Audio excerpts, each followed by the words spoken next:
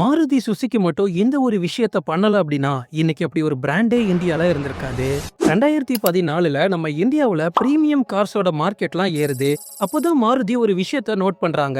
Customers தங்களோட முதல் car என்னவோ மாருதி சுசுகில தான் வாங்குறாங்க. ஆனா பிரீமியம் கார்ஸ்க்கு அப்கிரேட் ஆகணும் அப்படின்னு நினைக்கும் போது மாருதியை வெட்டிக்கிட்டு ஹோண்டா, ஹுண்டாய், டொயோட்டா இந்த மாதிரி கம்பெனிஸ்க்கு மாறி போயிடுறாங்க.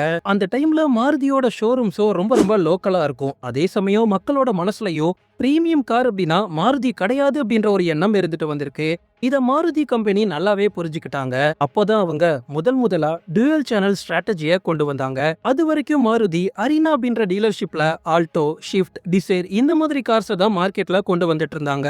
அதை அப்படியே கட் பண்ணி இந்தியா முழுக்க நெக்ஸா ஷோரூம்ஸை ஓபன் பண்ணாங்க. அது எல்லாமே பார்க்கிறதுக்கு ரொம்ப ரொம்ப பிரீமியமா இருக்கும். அதன் மூலமா பலினோ, சியாஸ் இந்த மாதிரி கார்ஸையும் மார்க்கெட்டுக்கு கொண்டு வந்தாங்க.